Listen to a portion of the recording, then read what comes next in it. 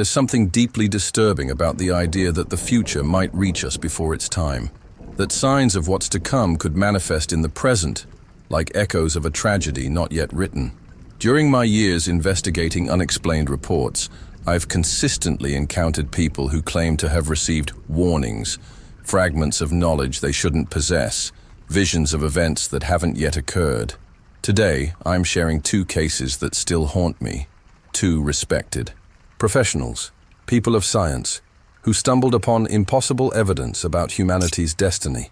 Their discoveries weren't theories or speculation. They were concrete, tangible proof of a dark future approaching.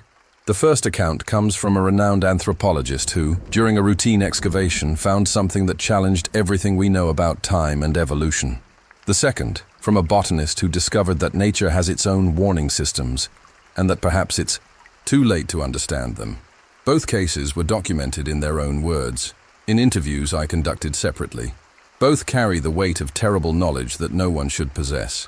And both make me question, if the future is already determined, why do we still receive these warnings? Listen carefully. Perhaps you'll recognize something familiar in these accounts.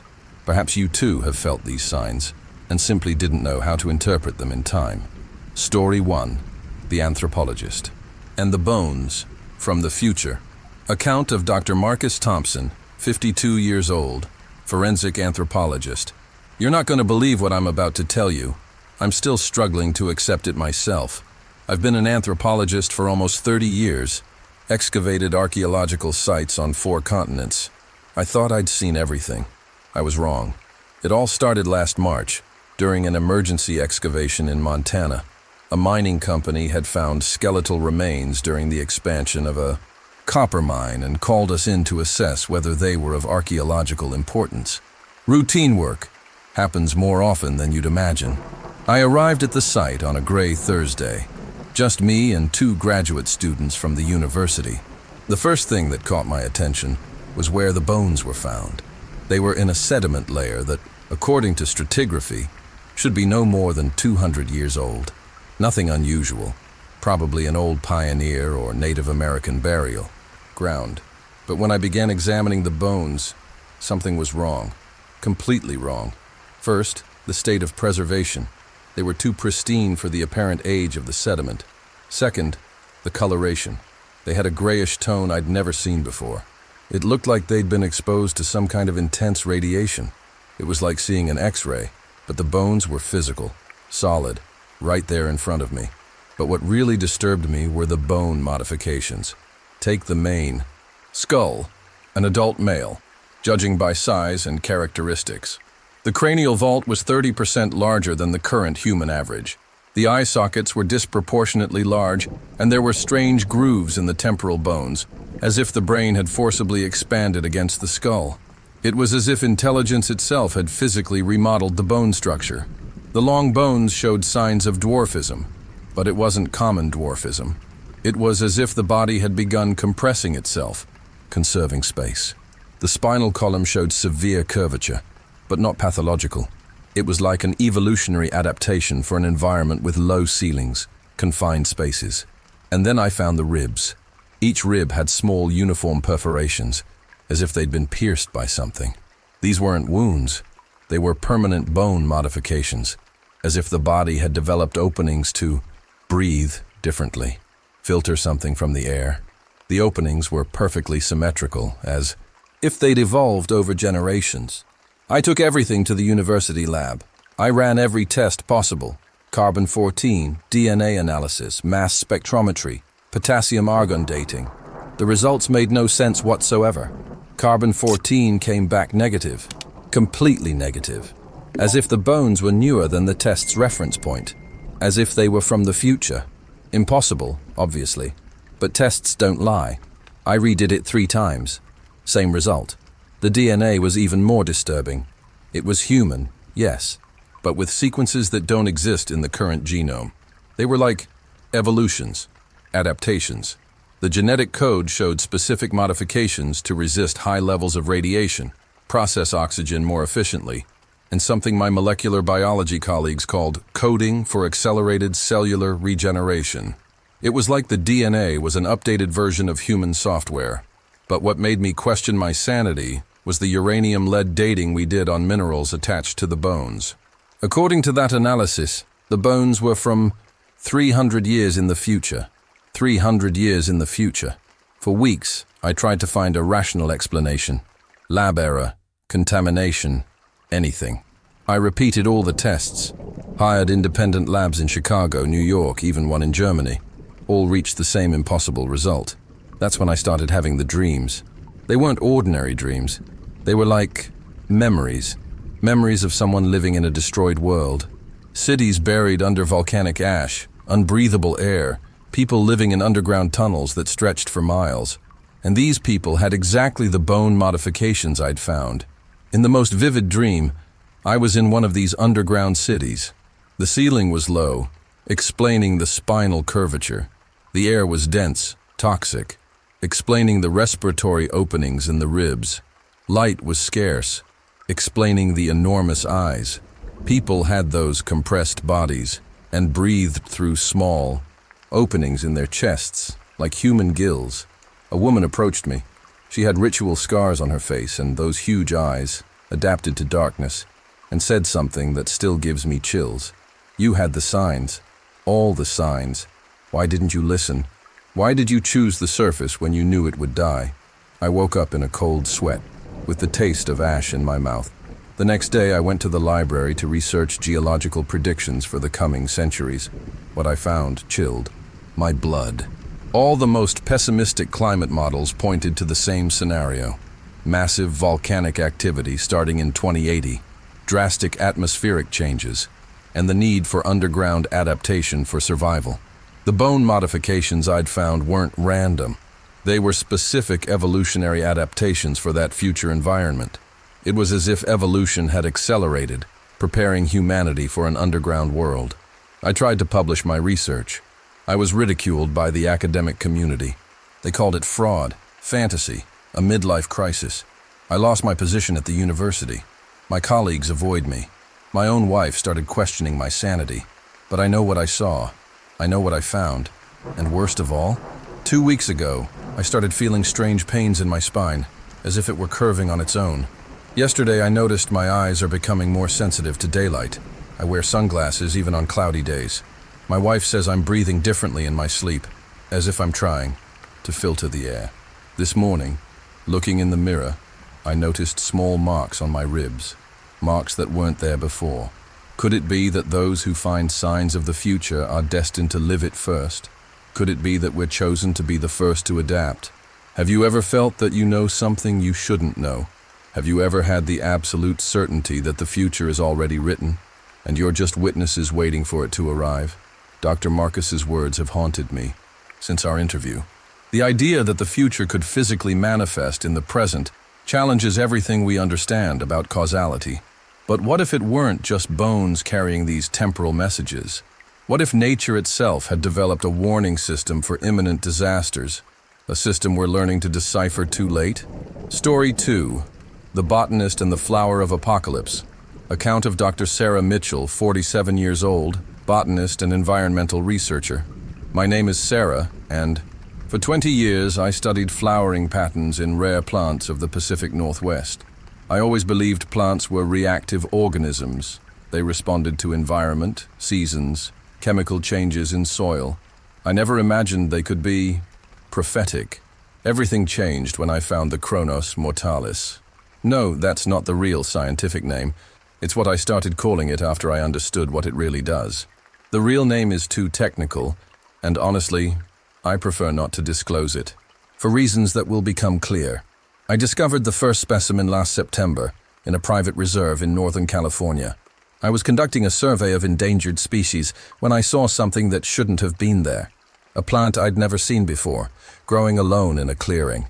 It was small, no more than 20 inches tall, but it had a disturbing presence.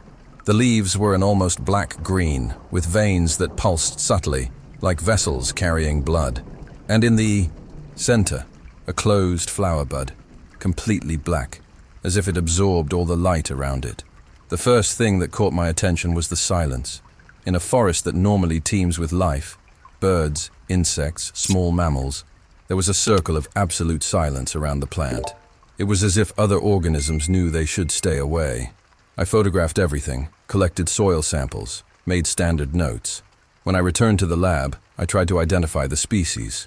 It wasn't in any database. Not even the rarest plants in the region resembled it. It was as if it had appeared out of nowhere.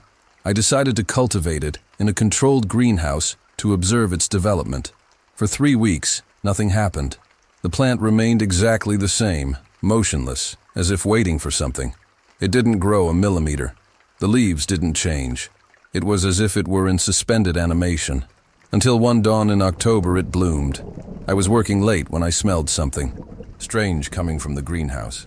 It wasn't unpleasant, but it was ancient, like the smell of wet earth mixed with something metallic, like old pennies. I went to investigate. The flower had opened completely. It was gigantic compared to the plant's size, about 8 inches in diameter. The petals were such a dark red they appeared black, and in the center were structures that moved on their own, like microscopic tentacles pulsing in cardiac rhythm. But the strangest thing were the pollen grains. They were luminescent. They emitted a faint but constant light, as if they had their own radioactivity. It was a red light that seemed alive, moving inside the grains like tiny lanterns. I was watching, fascinated, when my phone rang. It was my sister sobbing. A magnitude 7.2 earthquake had hit Mexico. Thousands dead. The images were devastating. I thought it was coincidence, until the next blooming. 4 days later, the second specimen I'd collected bloomed the same way, at dawn, with the same metallic smell, the same strange light in the pollen. In the morning, the news, a devastating tsunami in the Philippines, tens of thousands missing. That's when I started paying attention to dates. I went back to my field notes and cross-referenced them with international news from recent months. The pattern was disturbing. Whenever I found one of these plants in nature, a major disaster occurred within 48 to 72 hours. Always. Earthquakes, tsunamis, volcanic eruptions, nuclear accidents, all preceded by the appearance of Chronos mortalis within a 1,000-mile radius of the tragedy. It was like the plant was a biological radar for catastrophes. I began mapping systematically. I managed to trace the plant in 6 different countries over the past 2 years. In all cases, it appeared 2 to 3 days before disasters of catastrophic proportions, and always in the exact location where there would be the most casualties. But there was something even more disturbing. The plant didn't grow just anywhere. It specifically chose locations where there would be the highest number of victims. It was as if it fed on the energy of imminent death, as if its blooming depended on proximity to human tragedies. I decided to run more detailed tests on the luminescent pollen. Chemical analysis showed compounds that don't exist naturally on Earth, elements with properties that challenge our current understanding of organic chemistry. It was as if the pollen were from another planet. And then I discovered something that made me question everything I know about botany. The pollen contained coded information. It wasn't common DNA. It was like biological computer code, with specific instructions about future events. I managed to partially decode one of the sequences. It was a precise description, in biological terms, of the earthquake that had happened in Mexico 3 days after the blooming. Geographics, coordinates, intensity, casualty count, even details about soil type and structures that would collapse. Everything was there, encoded in the pollen. It was as if the plant were a living archive of future tragedies. I started having nightmares. I dreamed of infinite gardens of these black plants, all blooming simultaneously, releasing a red light that covered the entire world. And in the dream, I understood that the final blooming was coming, the blooming that would end everything. That's when I found the colony. I was on an expedition in the Olympic National Forest when I saw something that made me panic. An entire clearing covered with Chronos mortalis, hundreds of them, all with enormous flower buds, larger than anything I'd seen before. Some were twice the normal size. They were waiting. I could feel it. It was like there was electrical energy in the air, a tension that made my hair stand on end. I set up camp at a safe distance and watched for 3 days. On the 3rd night, they all began blooming at the same time. The light was so intense, I had to use protective eyewear. It was as if the entire clearing had transformed into a red constellation. The metallic smell was unbearable, and this time, there was something more. Sounds. The plants emitted ultrasonic frequencies that my equipment could pick up. When I decoded the sounds, I nearly fainted. They were coordinates. Coordinates of all the world's major cities. New York, Los Angeles, Chicago, Miami, all there, encoded in sound frequencies. I returned to the lab in shock. I began researching global seismic activity patterns, climate predictions, crustal shift models, anything that could explain why these plants were announcing something so massive. What I found confirms my worst fears. All geological models point to a mass extinction event in the next 2 years, not a localized tragedy, a simultaneous global collapse. Earthquakes, eruptions, tsunamis, everything happening at once, as if the entire planet were going into convulsion. And the plants know. They've always known. Chronos mortalis isn't a common species. It's a biological warning system for extinction events. It always appears before the end of an era, like a final warning to dominant species, a warning we never managed to understand in time. The most terrifying part? I found fossil records. This same plant was present before the extinction of the dinosaurs, before the Ice Age, before all the great mass extinctions in Earth's history, always blooming en masse shortly before the end. And now it's blooming en masse for the first time in 65 million years. I tried to alert the scientific community, the government, anyone who would listen. Nobody believes me.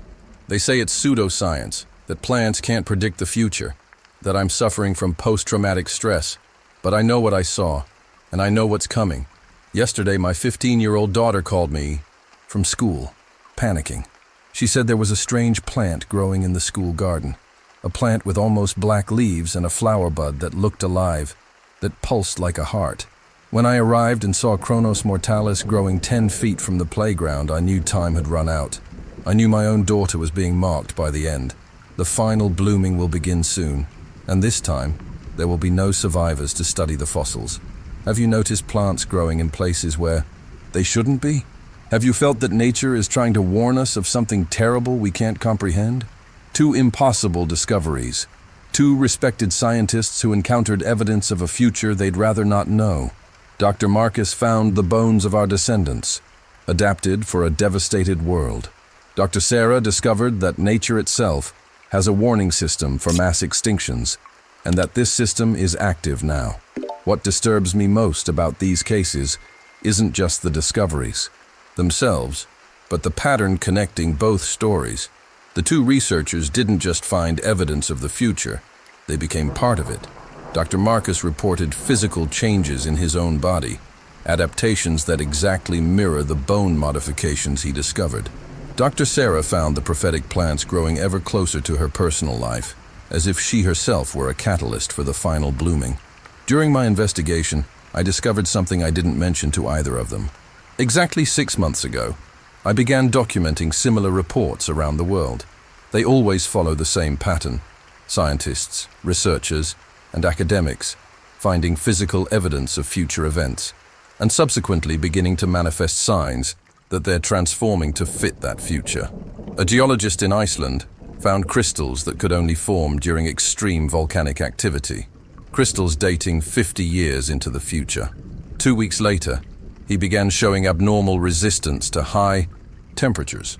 An oceanographer in Japan discovered fish species with adaptations for highly radioactive waters, fish that, according to DNA, evolved from current species, but in an impossible time frame. Recently, he developed an inexplicable immunity to radiation.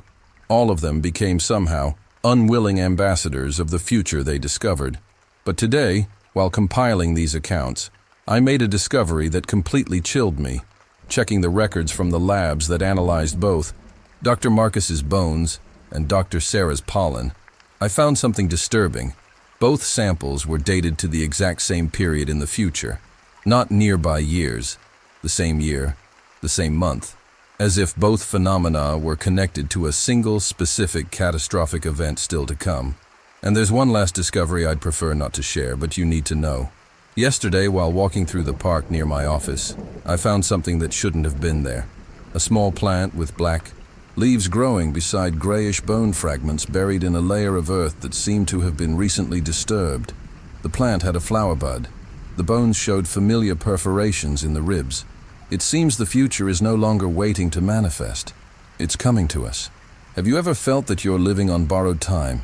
That each passing day brings you closer to a destiny that's already been written, and you're just witnesses waiting to become protagonists of your own extinction?